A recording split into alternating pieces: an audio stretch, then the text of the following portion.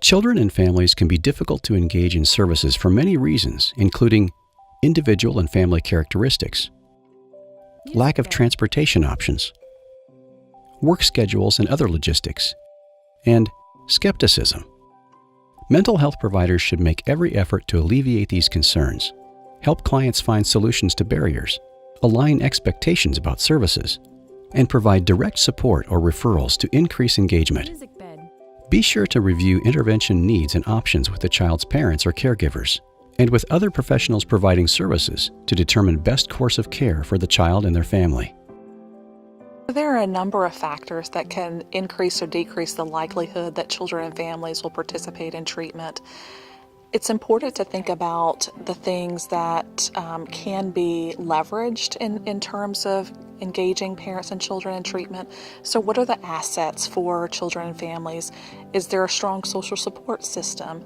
Is there connectedness in the community?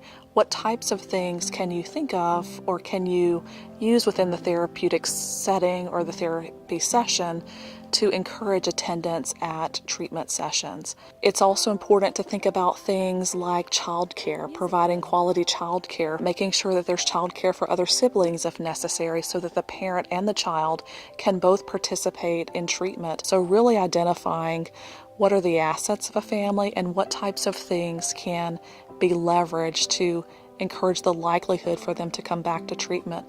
One of the things that I often like to do is I begin treatment sessions with just a brief discussion of things that parents really feel like they need to get off their chest or discuss. And sometimes these are things that a parent can discuss with a child in the room, and sometimes it's not appropriate to have the child in the room. So allowing a parent an opportunity to have some time to talk about those things and for the therapist to validate those things is important.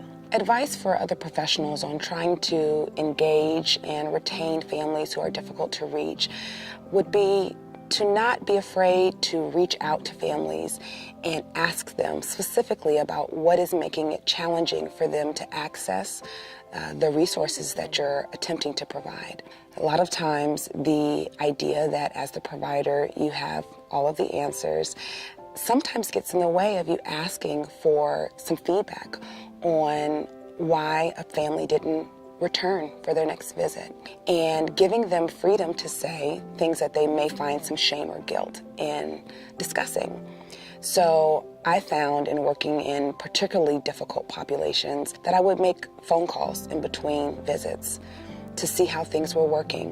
When families feel like they're not doing a great job at it with the homework, then they may not return for their next visit. So making an in-between visit phone call to assess the effectiveness or any barriers to the treatment delivery is one good strategy for trying to retain a family. In addition, when families do drop from treatment or don't return, being humble enough to ask what things can be done differently to better accommodate their unique circumstances and needs. So oftentimes when we operate from a clinic-based or hospital-based system, the approach is meet us where we are versus let us try to find a way to cater treatment delivery in a manner that will make this beneficial to you. In addition, it's important for providers to help families identify benefits early on, and those may not be the benefits that we as providers think the treatment offers. It may be individual nuanced benefits that the family can really hold on to and use as motivation to do the difficult work we're asking them to do. This concludes our overview of prevention strategies for children and families. In the next lesson, you'll learn about the important role you can play in educating others and raising awareness about ACEs.